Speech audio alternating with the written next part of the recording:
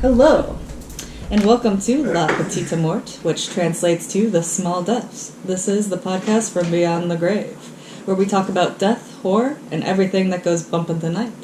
My name is Carolyn, co-founder of the Occult Society, and today we have Erica Nevermore, founder of the Occult Society, Dark Arts, and is also teaching shamanism in her new classes that are now online because of COVID, and this is Erica. What else am I missing, Erica? What's shamanism about? What do you want to tell the good folks on the interwebs? About shamanism? About shamanism? Well, I think the most important thing to mention first and foremost is that whenever you're working with the dead, people automatically think that you are absolutely delusional and insane and a fraud, and I like to point out that this is not the easiest way to make friends, so I don't know too many people who would actually seek this path legitimately, who are doing it just for, I don't know, the acclaim. There's a lot of stigma to what I do. There's a lot of study in what I do. I've been doing it for 24 years, but I still have people who just don't believe that anything that I do actually exists.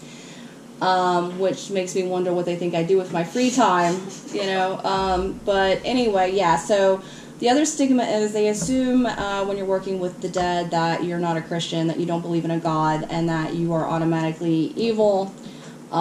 People automatically accuse me of being misled by the devil. People always think that I'm a Satanist, and I'm a hands-on healer, and everything I do is about spiritual warfare against negative entities. So I'm a light worker at the very core, and I think it's interesting that someone would think that when I dedicate my life to healing work and helping people, that's somehow inspired by evil. So I feel like that's the definition of positive. So I don't understand why I always get lumped into being a dark practitioner, but death is scary, so I think just being associated with death and the work that I do makes me disconcerting to a lot of people, and I get it. Yeah.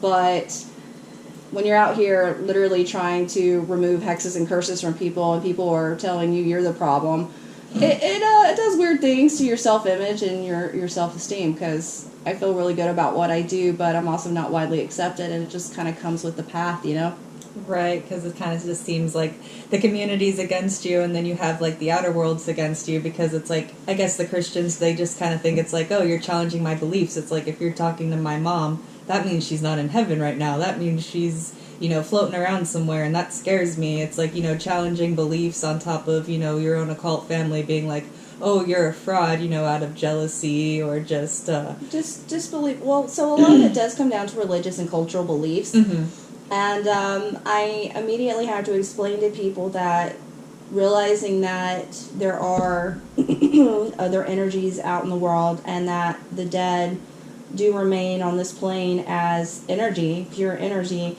does not have to go against their beliefs. I'm Buddhist.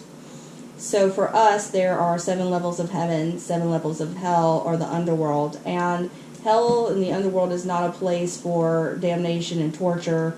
It's a place of healing and coming to terms with your karma so that you can go to one of the heaven realms and then reincarnate. So for us, everything is about reincarnation, learning from past mistakes, evolving, become a better person. So the fact that someone has had trauma and is scared to cross over, maybe it was a suicide, maybe it was an OD, and they're so afraid of what's on the other side, they don't see it as an opportunity of healing, because, we are a largely Abrahamic religious country, and so that fear of hell, regardless of whether or not you identify as a Christian, there's still some part of you due to social exposure that believes that you're damned. So why, if you pass away, would you be super eager to cross over if that's what you've been preached to your whole life? So telling someone who doesn't believe in the dead because of heaven and hell that that's the in-between state, and the goal is to get them to cross over so that they can deal with their life. I'm not discrediting that there's a heaven and a hell. I do believe in a heaven and a hell. I just have a different understanding. They also seem to think that because I'm Buddhist and work with the dead, that I don't believe in a God, which I find endlessly fascinating. For me, it's more of a Hare Krishna type situation where you have God, the supreme being, the one above all, but he's so above comprehension that we can't even fathom him, and we don't interact with him. Like, we just can't. And then you have demigods or deities that were created by God to work as universal ambassadors. So in Hare Krishna, we don't believe that we actually interact with God, we interact with deities. So it's very pagan because, you know, we believe that the Greek pantheon, Roman pantheon, Hindu pantheon all exist, and we're created by the same God. And even within the Christianity pantheon, so to say, you have Yahweh or Jehovah or Allah, which in Hinduism we consider all to be different names of the same demigod. I'll call him Jehovah for this. So we believe in the existence of all gods. So being Buddhist does not mean that we don't believe that your God is valid. It's just we believe that there's more than that, and that I'm not subservient to one God when there are plenty that are willing to work with me. I don't have a problem with Jehovah, I just don't work with him personally, but that doesn't make me against him. So this with us or against us mentality that we face a lot in the occult. Yeah. A lot of people just seem to see things as black and white, and going back to what you were saying a little earlier, it's like a friend of mine was saying that earlier. It's like we were going on, and she was like ranting about, oh yeah, I wish I could fight God, and then like 5 minutes later she's like, why do I feel bad about saying that? I'm like sweating right now. Why do I feel guilty? And she's like, I haven't been Christian in years, but it's like she has that implanted, like, since her childhood. It's like, you don't, blasphemy. It's like, how could you, like, joke around, being high and being like, oh, how could I? Even if we don't think Christianity is right, we still have this guilt that we might be wrong. And so right. I try to explain to people how much Abrahamic religion actually influences the dead, even more so, because I have people who committed suicide due to mental illness, scared to cross over because they're afraid of hell. And I end up explaining to them that hell is a place of healing and dealing with our karma, so we have another chance the next time to reach full enlightenment, so on and so on and so forth. Another hippie shit, Erica says. So anyway, usually talking to them and explaining to them that the hell that they're thinking is not what the underworld actually is. And usually just through that explanation, I can get them to cross over. Now, I might have a relative come over and help guide them, which usually makes the transition easier for the dead. But still, just explaining to them that crossing over doesn't mean they're going to burn in hell for eternity, that they can work through that karma, come back next time, and, they can come and visit. Just because they cross over doesn't mean that you can't reach the dead. I talk to people who cross over all the time. The difference is, if someone's already on this plane and they haven't crossed over, all I need is a picture and a name and I get them immediately. If they've crossed over and I can't do that, which is usually a sign to me that they have crossed over, then I have to ask spirit guides to bring them forward and protect the portal while I'm interacting with them, and then close it so nothing else tries to come through. Because when you're talking to the dead, once they realize that you're talking to them, you get spirits from all around. I'll have a queue of 67 spirits trying to talk to me. I was doing a reading yesterday.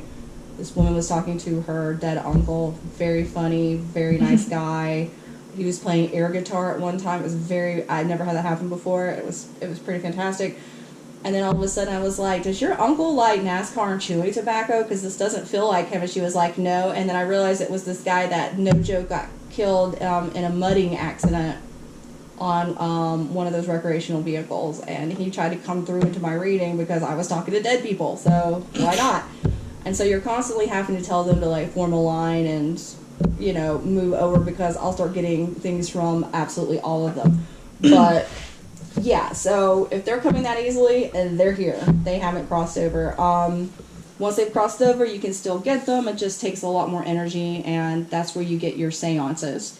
That's where you have their personal effects and you call them and bring them down. Things do not levitate in my experience. I do not speak in tongues. I merely talk to them like I'm talking to you, and then I answer. If you have a medium who starts speaking in Latin and levitating shit, let me know. I really want to see how she's doing that. But yeah. All right, so going back to a couple things that you were saying, because for us it's like we just talk about this like this is daily life. A lot of our viewers are probably like, portals, what? So let's go back. So when you're talking about someone that's crossed over and that they're coming through this portal because they've already crossed over, how exactly are you seeing this? How exactly are you doing this? And going back also to the air guitar, is he there in front of you? Are you envisioning this? Can the person next to you see it? Let's back it up for our viewers so they can be like, whoa, wait a minute. Okay, no, that's really good. You're right. I talk about this so casually. I know, it's amazing though. I love it. This is a good conversation. You know? I forget to explain some of the smaller details, so those are all great. So, okay, so first of all, as a medium, let me explain when I say that I see somebody or I'm talking to somebody. It's all telepathically. Which, if you think I'm crazy, that did not just help my case at all. Telepathic. So basically, I get images, I get emotions, I get smells, tastes, but mostly it's mental images, like a memory, but it's not yours. And it's really easy to tell when something's yours and when something isn't. So when people are like, well, how do you know it's not you? And I'm like, well, I've never been to that part of the country in my life. I wouldn't have known that. So yeah, and when I get voices, again, I know how this sounds, but it's more of a thought that isn't yours. I guess the best example I can say is if you meet somebody and you have that little voice in the back of your head that like, nope, we don't need this in our life. We're not talking to him. And he seems like a perfectly nice dude. Like, you would probably have drinks with him and probably play like,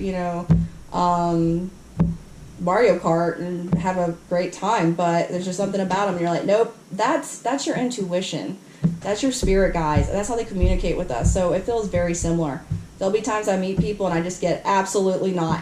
And I'm like, cool, you're right, you got it. And then you meet someone and then it's like, yep, they're good, you can trust this person. That's not incidental. Like, we can read that energy. It's natural. I don't know why people think that, being able to do this is so bizarre, because we're all energy beings. We're all energy. And when you die, it's just energy outside of your physical form, right?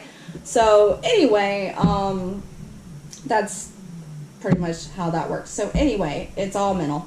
I hear it, I can see an image in my head, and I have a conversation with them in my head. So, like I said, I'm not making any new friends in this podcast. But anyway, it's all mental. You do not, for me, I do not see them visually. I do not hear them audibly.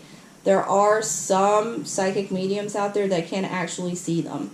They're vibrational, so if you're at a higher vibrational, naturally, you see things more easily. You connect to that energy more easily. So I have friends that see them, just like I'm looking at Carolyn right now. I am very, very happy. That is not an ability.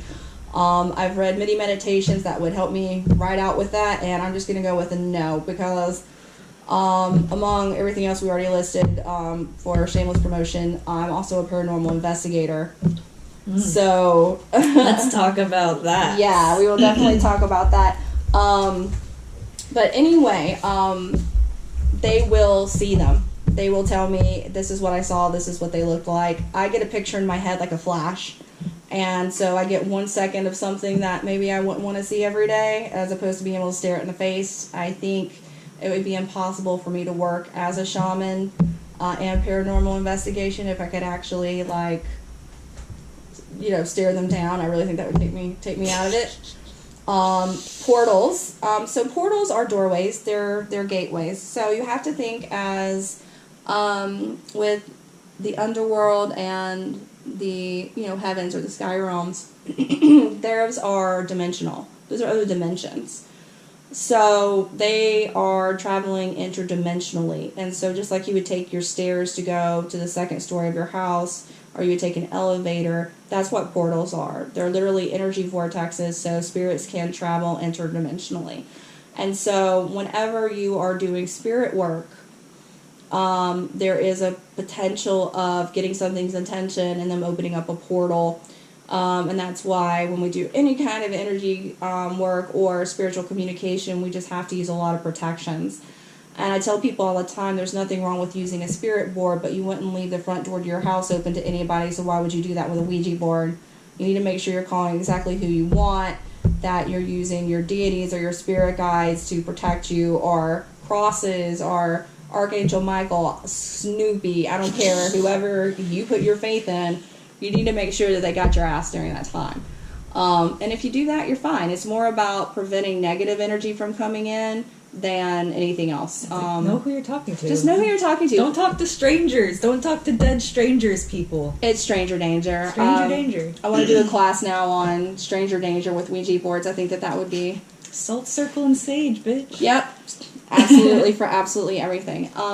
But yeah, so that's what a portal is. It's just a door. The best way to find them, if you can actually see them, and I'm sorry, you will notice a lot of ghosts coming and going through what looks like a black door, like a circular portal. Like Donnie Darko? Like Donnie Darko style. It's almost like a tornado of energy if you can see it.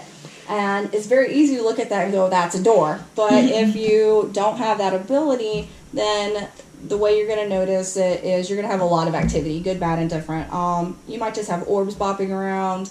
You may hear things audibly. They may hide things and return them. Just, weird shit. Throw things in your closet. I had one unplug my TV while I was watching Masked Singer. Was really resentful of that shit. Oh, I love that show. Isn't it great? Oh, let's review that show next. Yeah, we absolutely should. Next podcast. So it's a really good sign that you might have a portal if you're having a lot of activity, or if you've had someone that's come to your home and cleansed it before. Now you're having the same problem. It's because they might have removed whatever was there presently, but as soon as they left, the next bus pulled in. The easiest way to find it without any psychic medium abilities whatsoever is if you have a pendulum, which just think of it as a necklace with a charm. It can literally be anything. Absolutely anything. I actually want to see if we could catch movement on camera, because I feel like I get movement in here all the time. So if I get killed a truck. Yeah, you should definitely. We can do here.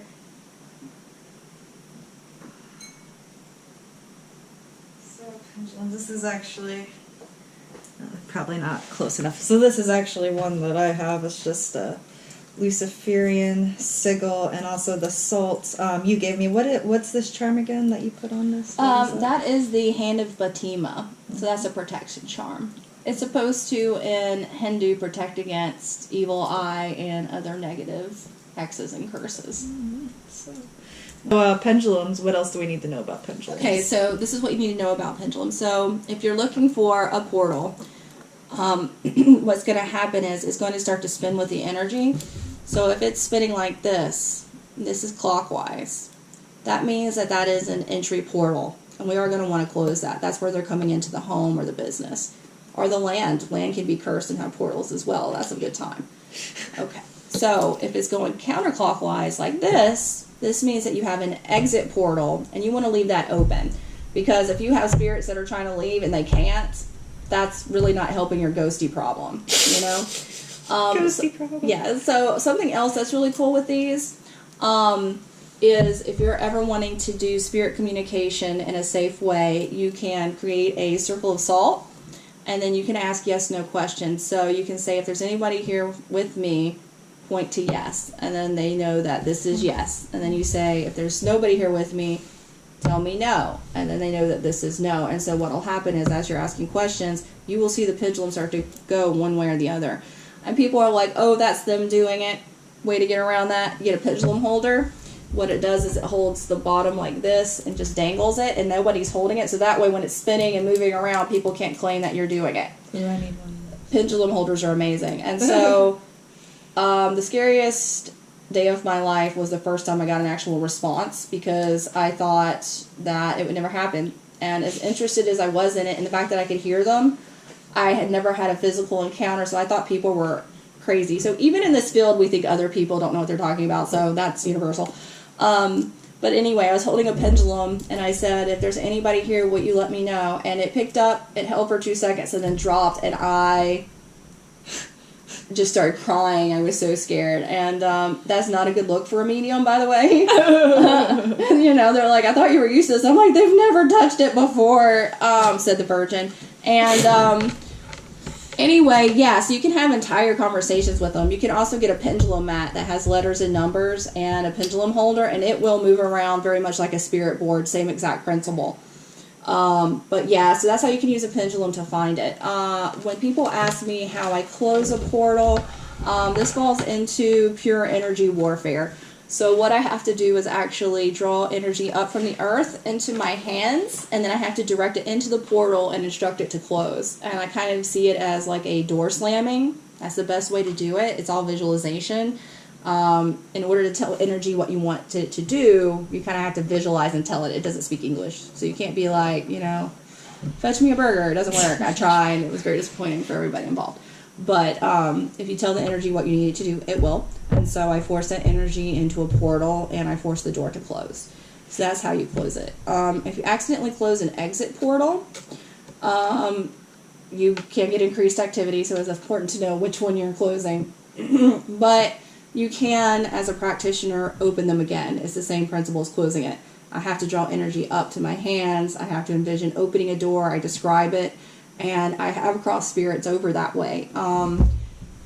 Spirits will cross themselves over when they're ready, but if they're scared, you can offer to help them, and I will open a portal and then just kind of, be with them as they cross. Or I will ask a relative from the other side to come through my portal and help take them through. They can create their own portals. They don't need me.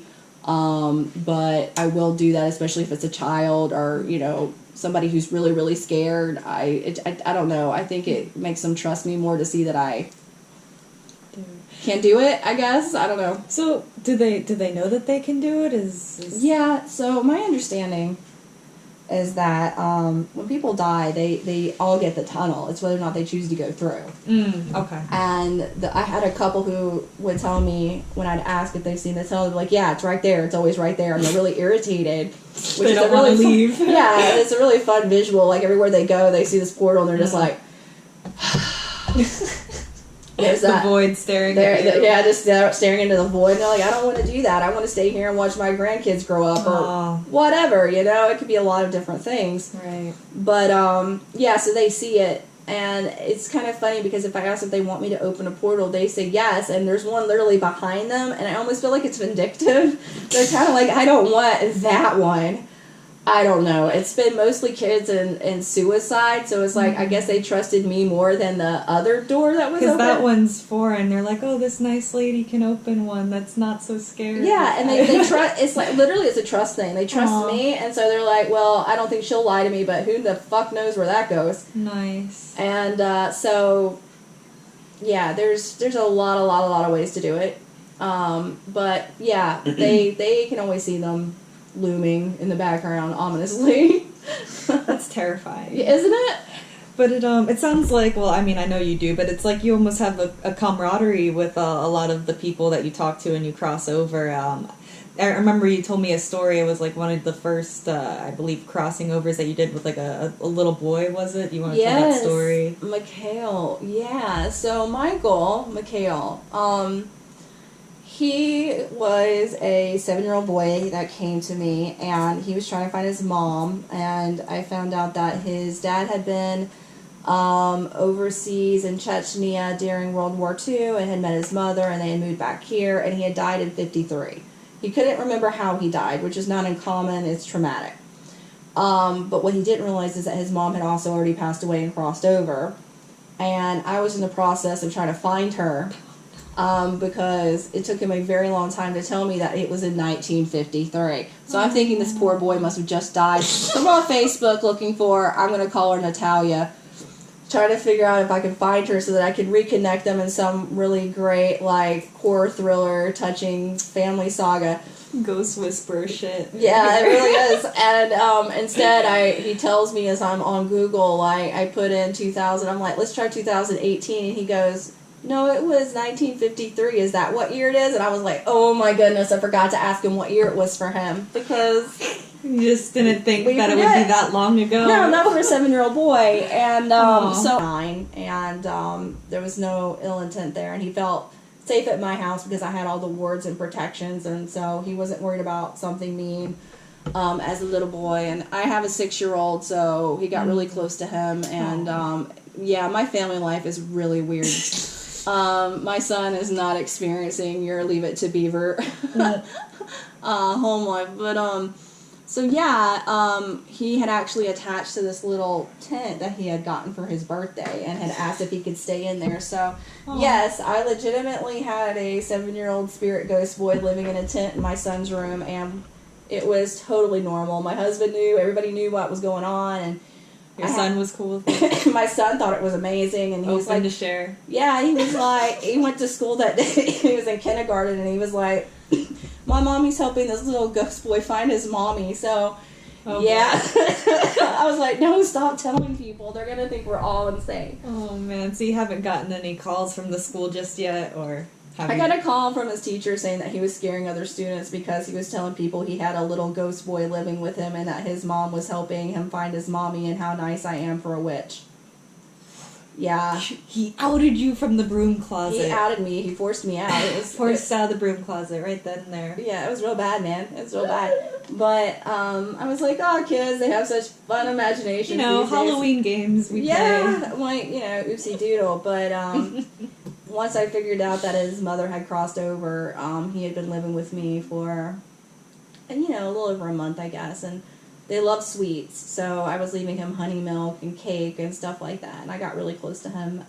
My favorite story is I was outside on the phone with a friend, and in my head I hear the cats drinking my milk, and I come inside and find my cat ass deep in this glass of milk that I had poured for him, and it's still my favorite spirit memory is having this little 7-year-old voice being like, hey, the cat's in my milk. It was just, he was so sweet about it. And I'm like, I'm sorry, dude. And I gave him some more. Aww. But anyway, so we had a pattern of behavior, and he was kind of a roommate of mine. And, but we found his mom. We asked her to cross him over, and he came and got him. And I felt like this is not going to be the right connotation, but it was kind of like losing a pet. 7-year-old boys are not pets. Yeah. I understand that. Your little Casper. My little Casper, but I did get really close to him, and it is really emotional. I mean, even if I've only been talking to them for 5 minutes, they always want me to know how they died, why they died, and they want someone to understand, and I'm feeling everything they're feeling, and, being dead and stuck here is one of the loneliest,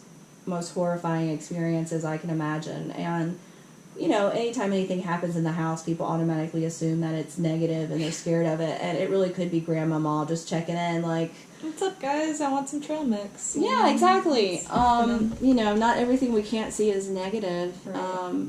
And not everything that we can see is positive. It's, there's a grab bag all the way around it. Right. And going back to what you just said, it's like, I remember you said once, it's like, how do you know that the people coming to you aren't evil? It's like you usually can sense the energy that they're either good or bad. They're like, I'm a little boy, but they're like a demon. It's like that doesn't happen. You can sense, Yeah, people are always afraid that I'm being misled, that pretty much everything I'm speaking to is secretly a demon. And the only way I could explain it is energy doesn't lie. It doesn't. And when you can read energy, and it's energy in its purest state, which is all entities and spirits are, then they can't lie to you as much as they would like to try.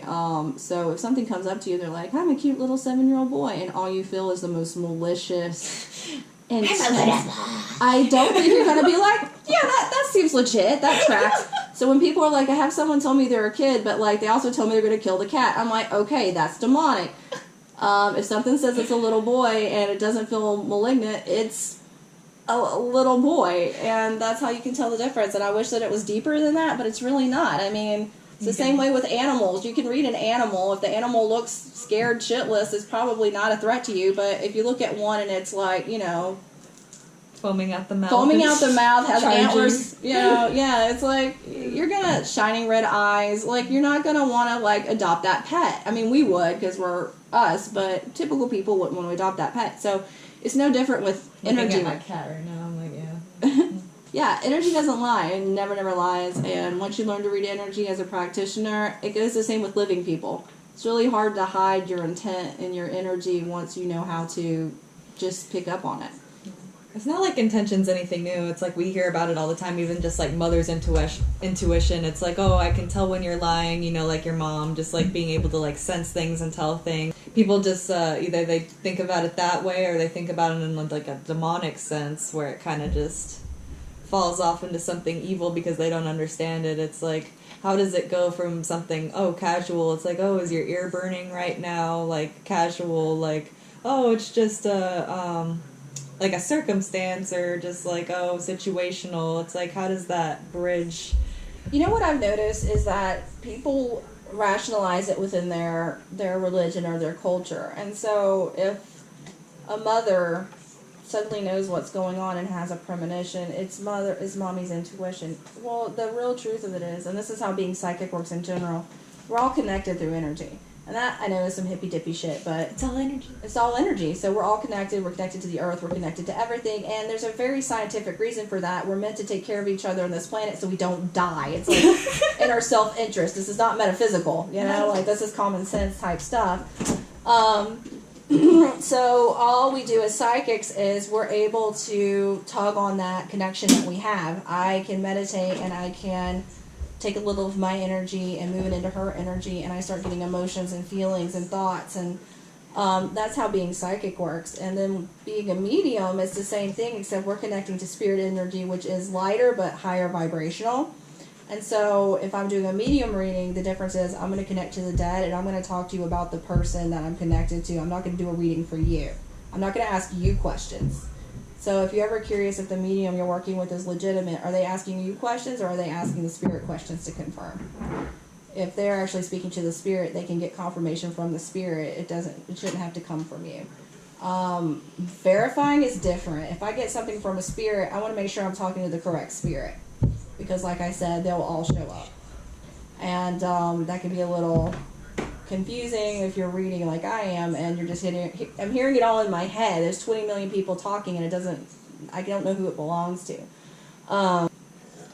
So here's the thing about confirmation. It's normal for a medium who is legitimately talking to the dead to ask you for confirmation. The difference between confirmation and seeking information as a cold reader is if the dead says to me, you know, ask her about this, and I'll be like, does this sound familiar to you? That's me asking for confirmation. If I'm like, so did he have any hobbies or anything you want to talk about? That's me obviously seeking information. So you can tell the difference between someone who can really do it and someone who can't by the types of questions they're asking. So like I said, it's affirmation versus information seeking.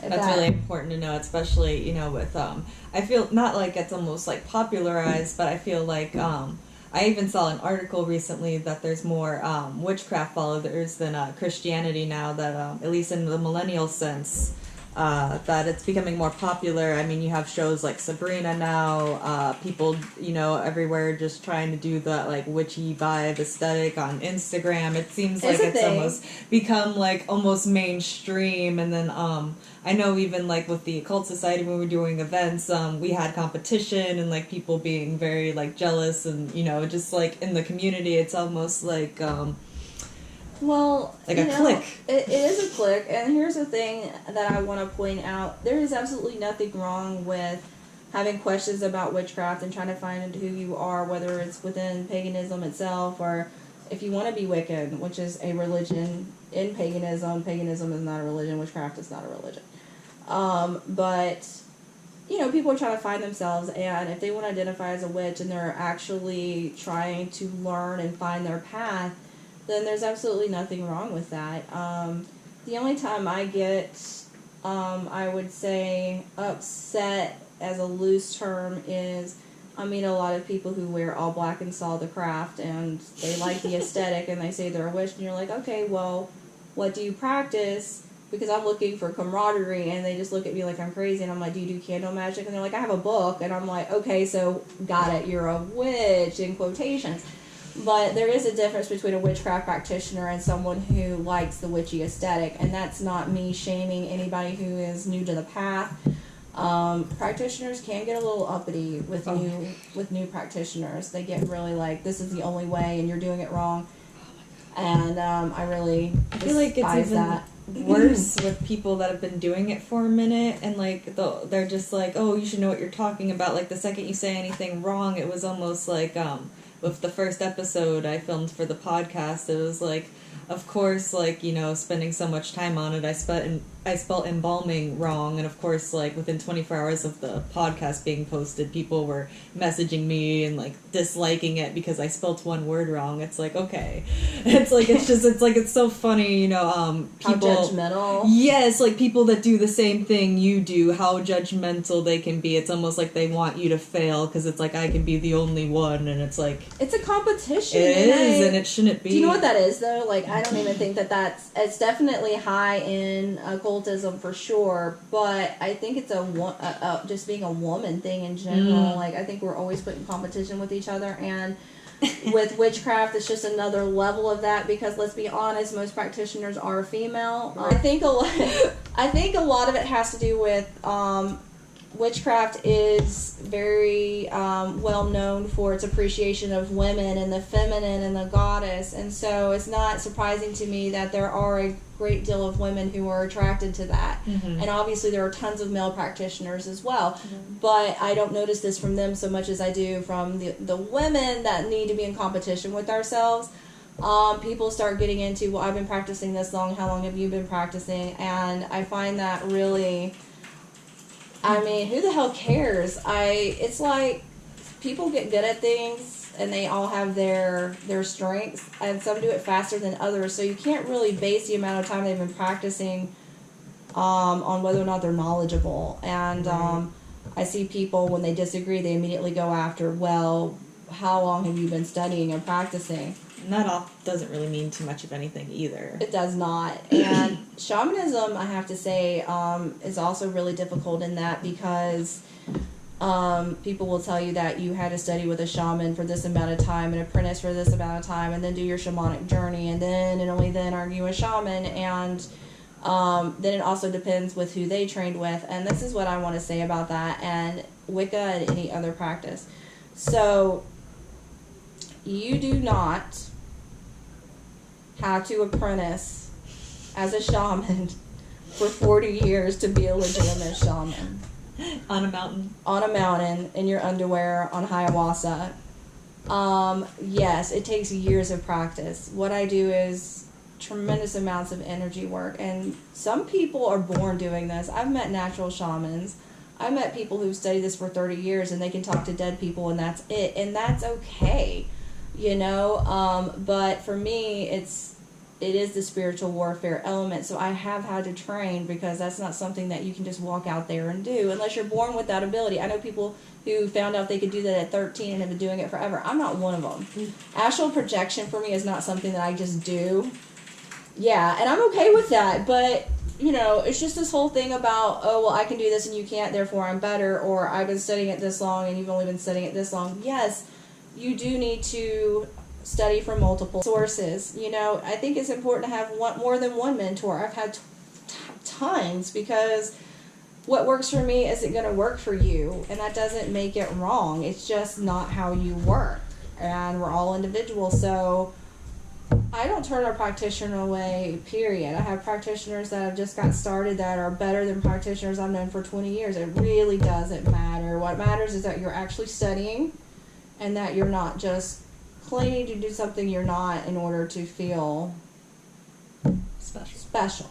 But I'm going to say that about everybody. Right. I don't want you to pretend to be a model. I don't want you to pretend to be a football coach. Don't pretend to be anything you're not. Don't be a poser. Don't be a poser. There you go. So if you're trying to study witchcraft whatsoever at all, I mean, I don't care with people using those labels. I only get upset when I realize that they're not actually seeking anything. They just like the whole look of it. I get what you're saying.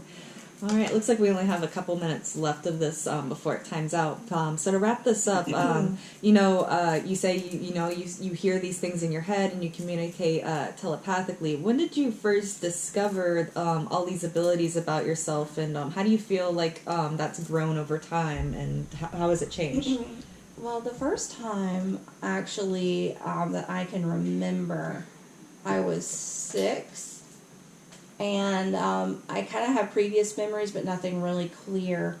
I would feel when the energy in the house would shift. Like, I would know when there was things around, and I didn't know what they were because I was so little. And people always thought it was just me being afraid of the dark and, you know, being a little kid, but I could honestly feel these things, and that's not something you can explain to other people who don't do this, you know, for a living.